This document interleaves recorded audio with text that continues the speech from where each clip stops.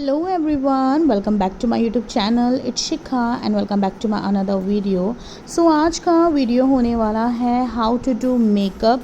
Specially ये video होने वाला है बिगनर्स के लिए जिनको मेकअप करने में प्रॉब्लम होती है और उनको स्टेप बाय स्टेप मेकअप सीखना है।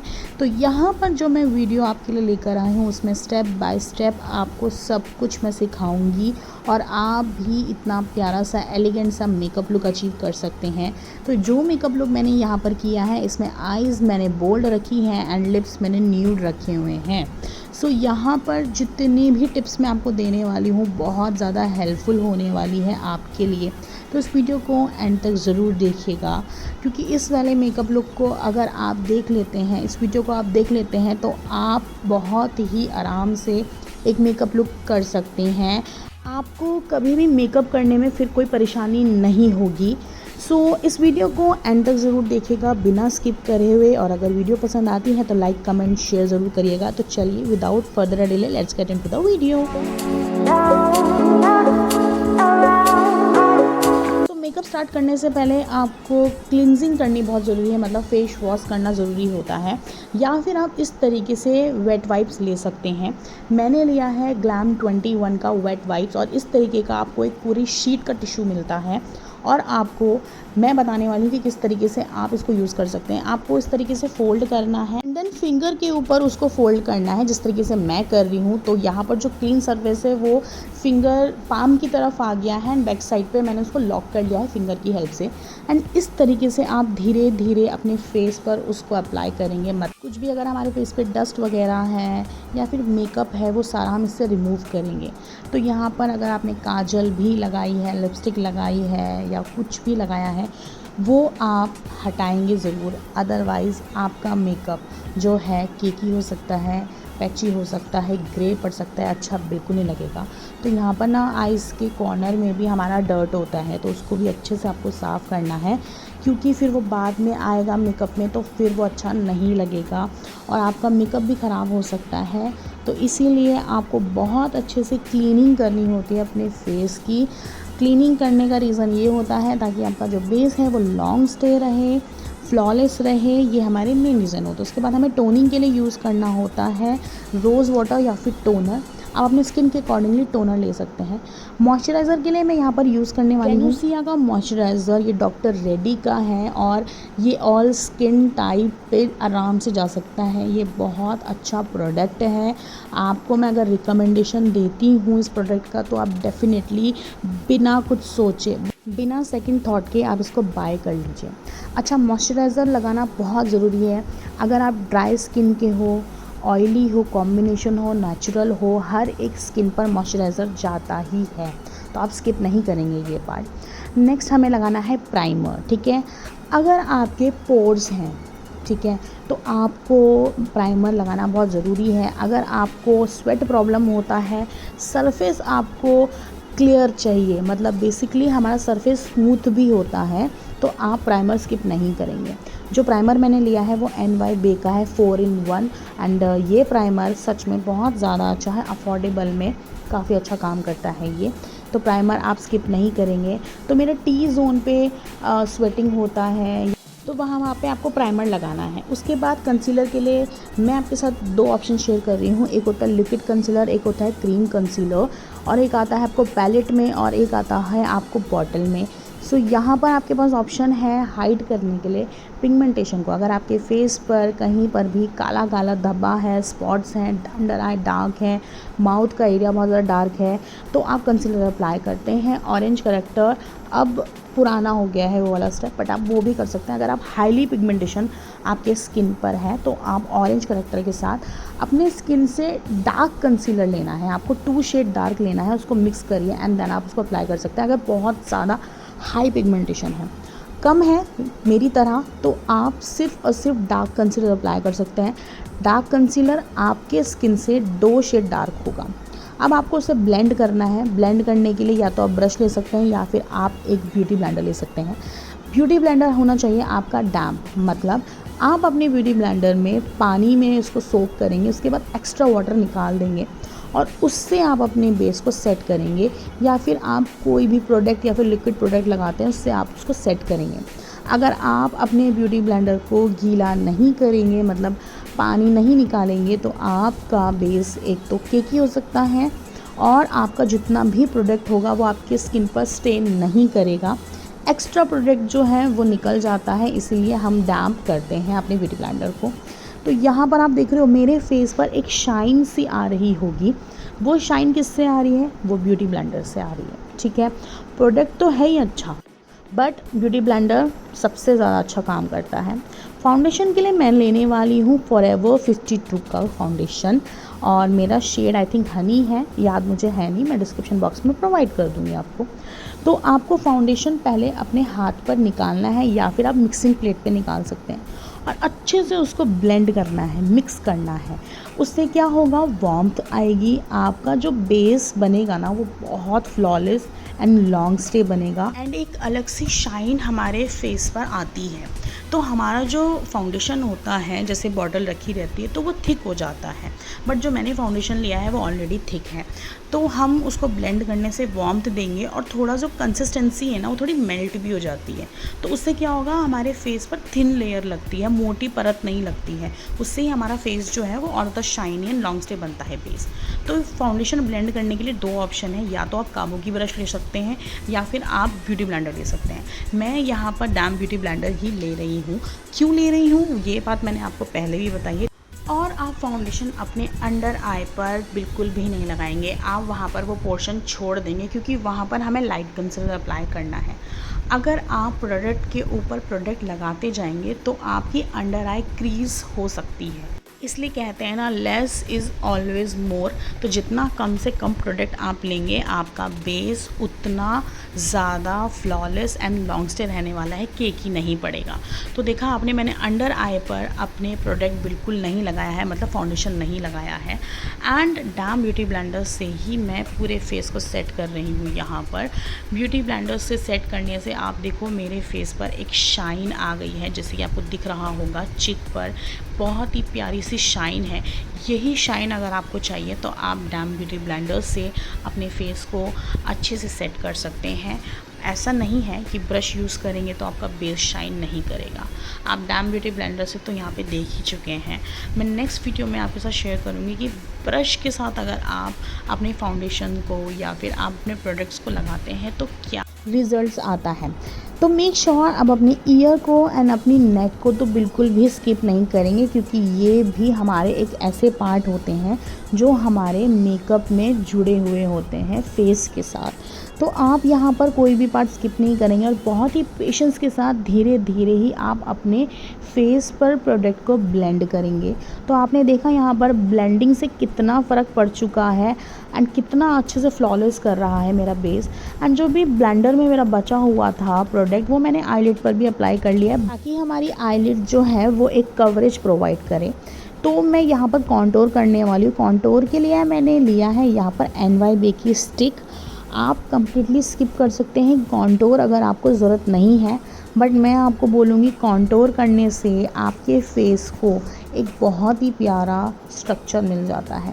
जैसे कि आप देख सकते हो मेरा फेस जो है वो चबी है, और यहाँ पर मेरे फेस को एक शार्पनेस देने के लिए मैं यहाँ पर कॉन्टोर कर रही हूँ। तो मैंने नोज़ पे कॉन्टोर किया है, एंड इस तरीके से मैंने चिक पर भी करा है। तो चिक बोन को हमें कहाँ पे कॉन्टोर करनी होती है, जो हमारे ईयर का होता है टॉप एरिया, वहाँ से हमें जो लिप्स का हमारा वी पॉइंट होता है, आउटर वी, वहाँ तक लेके आना है। एंड आपको एक मतलब एक लाइन क्रिएट करनी है वी की तरह। तो उसके बाद आपको जॉ लाइन पर भी कॉन्टोर लगाना है अगर आपकी डबल चिन बहुत ज़्यादा है, और आपको फॉरहेड पर भी लगाना है अगर आपका फॉरहेड बहुत ही ज़्यादा बड़ा है तो आप कॉन्टोर करते हैं। तो कॉन्टोर हमेशा क्रीम में होता है या फिर लिक्विड फॉर्म में होता है, ठीक है। तो यहाँ पर मैंने सेम डैम ब्यूटी ब्लेंडर से ही अपने जो मैंने कॉन्टोर किया था अपने फेस पर, वहाँ पर मैं उसको ब्लेंड कर रही हूँ अच्छे से। तो आप देखना मेरे फेस को एक बहुत ही प्यारा सा स्ट्रक्चर मिल जाएगा, शार्पनेस आ जाएगी मेरे फेस पर, जितनी भी चबीनेस मेरे फेस पर थी वो सारी कम हो जाएगी। कॉन्टोर करने का रीज़न ही ये होता है, आपके फेस के जो एक्स्ट्रा फैट होता है या फिर कहीं कहीं से चबीनेस होती है, उन सब चीज़ों को कट कर देता है। जैसे कि आपकी जॉ लाइन हो गई, चिक्स हो गए, फॉरहेड हो गया। तो एक शेडो क्रिएट करने के लिए हमें कॉन्टोर करना पड़ता है। अब हमारे फेस को चाहिए हाइलाइटिंग। हाइलाइटर के लिए मैंने लिया है यहाँ पर फॉरएवर 52 का लाइट कंसीलर। तो आपको इस तरीके से कम कम अमाउंट में डॉट डॉट करके अपनी अंडर आई पर ये कंसीलर अप्लाई करना है। कंसीलर हमेशा आपको लाइट ही लेना है, मतलब आपकी स्किन टोन से 2 शेड लाइटर, ठीक है। और फोरहेड पे लगाना है, टिप ऑफ द नोज़ पे लगाना है, अराउंड टू माउथ पे लगाना है।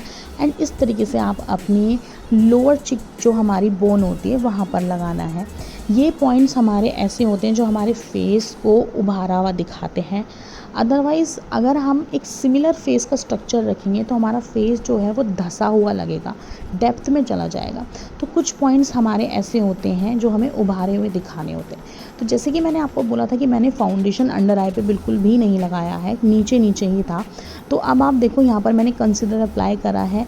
तो यहाँ पर मैंने क्या किया, सिर्फ 2 प्रोडक्ट लगे, एक तो हमारा डार्क कंसीलर लगा और एक हमारा लाइट कंसीलर लगा। और यहाँ पर देखो क्रीज पड़ने के चांसेस बिल्कुल ज़ीरो हो चुके हैं, ठीक है। इसीलिए मैं आपको बता रही थी कि आप जो भी कुछ सीखेंगे इस वीडियो में आपके लिए बहुत ज़्यादा हेल्पफुल होने वाला है। उसके बाद मेरे अराउंड टू माउथ जो एरिया था वो, टिप ऑफ द नोज़ हो गया, फोरहेड हो गया, एंड सब पार्ट्स को हमें अच्छे से हाईलाइट करना है। अब आपको यहाँ पर मेरे फेस पर दिख रहा होगा, कुछ पॉइंट्स लाइट दिख रहे होंगे, कुछ पॉइंट्स डार्क दिख रहे होंगे। तो यही होता है हमारे फेस को एक स्ट्रक्चर प्रोवाइड करना। इन स्टेप को फॉलो करने से आपका जो बेस है ना, आपका जो मेकअप है बेसिकली वो बहुत खिल के आता है। तो देखा आपने यहाँ पर कितना प्यारा सा एक चिक पर स्ट्रक्चर मिला है। मेरी डबल चिन बिल्कुल ऑफ हो चुकी है, नोज़ शार्प हो गई है।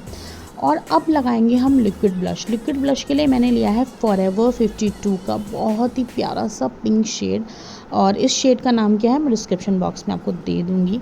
और अगर आपका फेस फुलर है, मतलब मेरी तरह है, तो आप जो हमारी आई का आउटर वी होता है वहीं तक ही आप अपने चिक पर ब्लश लगाएंगे। और अगर आपका फेस बहुत पतला है तो आप जो हमारी आई बॉल होती है वहाँ तक लगाएंगे। उससे क्या होगा, आपका फेस जो है फुलर दिखता है, मतलब भरा हुआ दिखता है।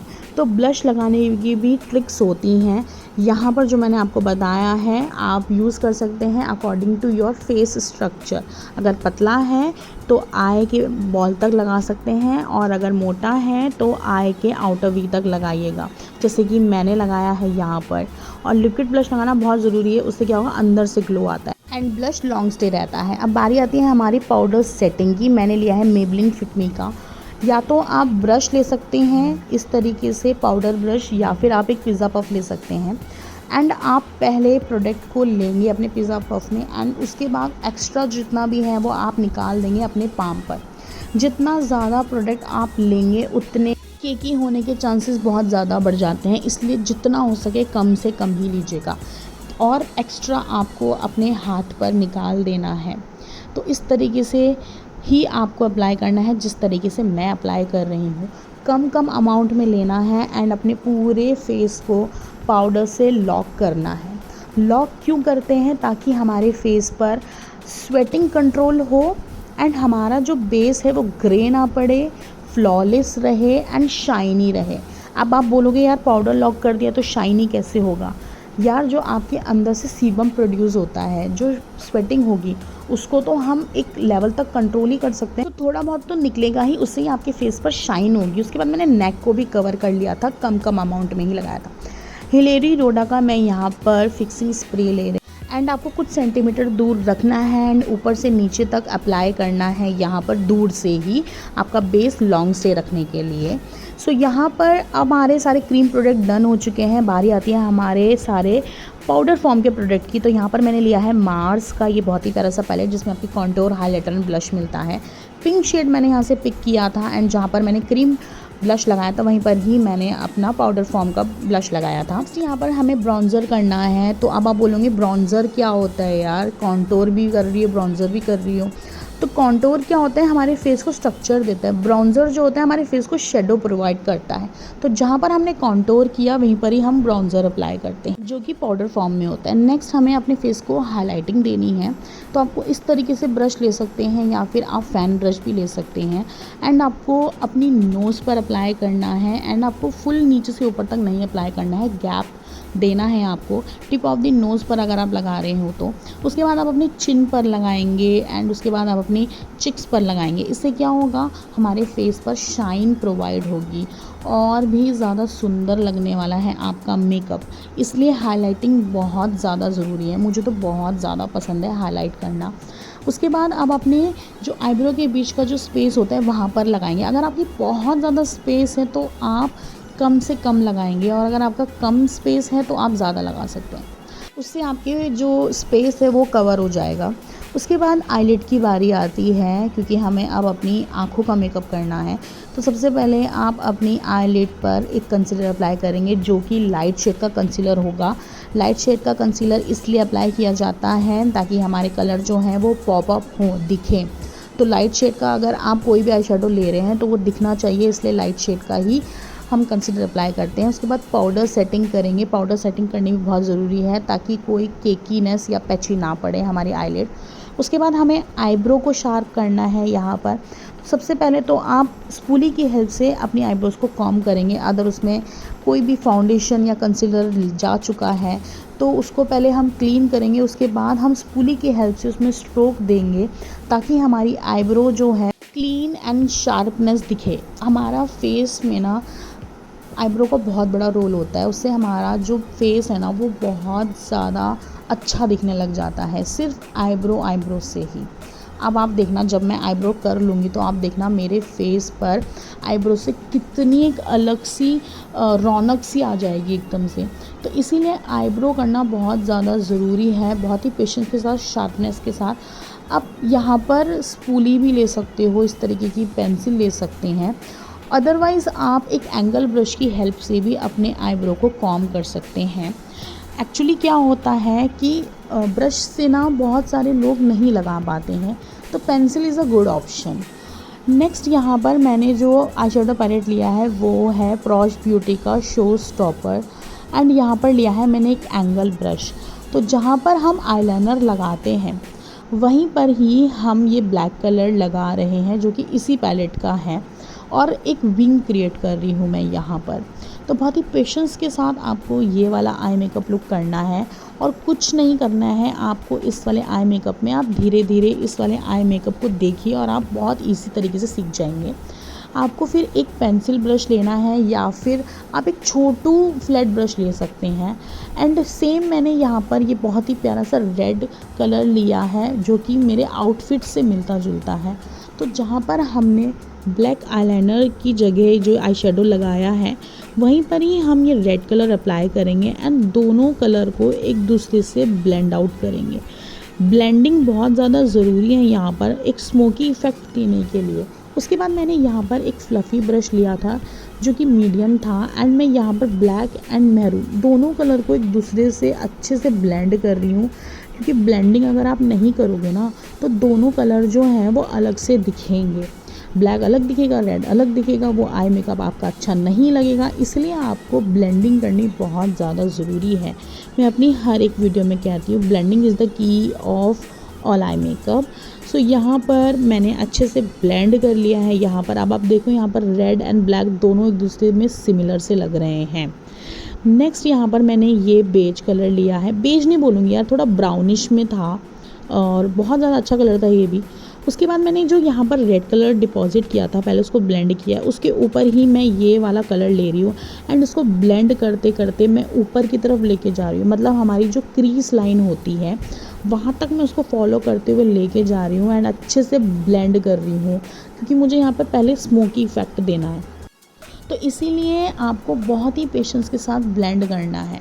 चाहे आप ये मेकअप करें, चाहे आप कोई और आई मेकअप करें, आपको ब्लेंडिंग तो करनी ही है। ब्लेंडिंग से ही आपका जो आई मेकअप है वो बहुत प्यारा लगता है। तो यहाँ पर मैंने काफ़ी अच्छे से आईलिड पर ये कलर डिपॉज़िट करके ब्लेंड कर लिया है एंड उसके बाद मैं और ऊपर तक उसको लेके गई हूँ, मतलब क्रीज लाइन से भी ऊपर की तरफ लेके गई हूँ। एंड कम कम अमाउंट में ही मैंने प्रोडक्ट लिया है, एकदम से बहुत सारा प्रोडक्ट आप कभी भी नहीं लेंगे।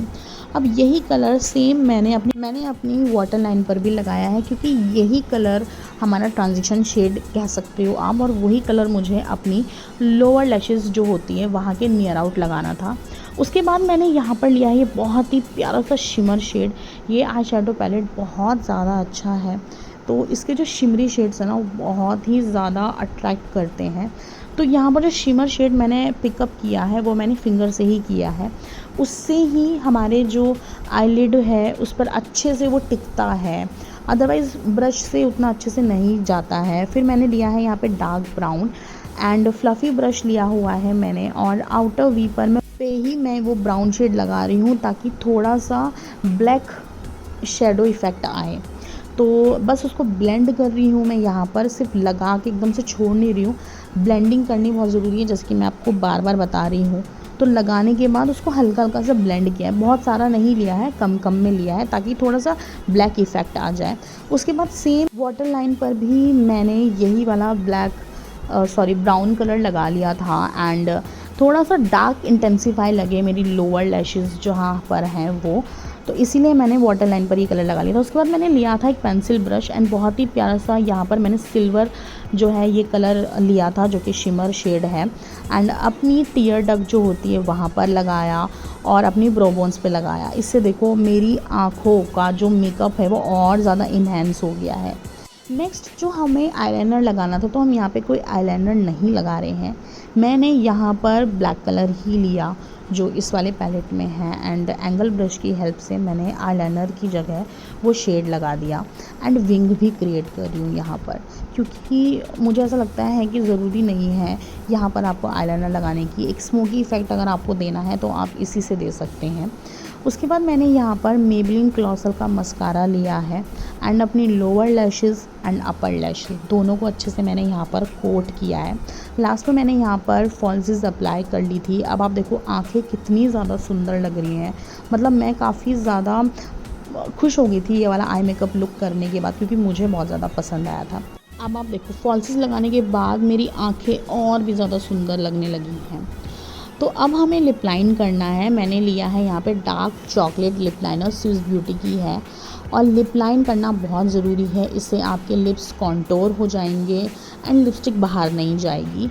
और आपको हमेशा लिप लाइनर डार्क शेड में ही लेना है, जितना डार्क लोगे उतने अच्छे से आपके लिप्स कॉन्टोर होंगे। लिपस्टिक के लिए मैंने यहाँ पर लव अर्थ की एक्सप्रेसो मार्टिनी ली है और बहुत ज़्यादा अच्छा न्यूड शेड है ये। मेरा जो कॉम्प्लेक्स है वो थोड़ा सा विटिश टू डार्क की तरफ जाता है, और अगर आप ब्राइट टोन के हैं, फेयर टोन के हैं, तो ये शेड आप पर बहुत अच्छे से जाएगा। मैं विटिश की हूँ तो मैंने उस पर थोड़ा सा ऑमरी इफेक्ट देने की कोशिश करी है यहाँ पर, जो कि मैंने रेड लिपस्टिक से दिया है। तो यहाँ पर एक ऑमरी लिप्स भी आप दे सकते हैं। लास्ट में मैंने फिक्सिंग स्प्रे लगाया था, ये बहुत ज़्यादा ज़रूरी है लॉन्ग स्टे बनाने के लिए आपके बेस को। तो यहाँ here is the final look guys. तो देखा आपने, अगर आप बिगनर हैं और अगर आपको मेकअप सीखना है तो ये वीडियो ने आपको ज़रूर हेल्प करी होगी।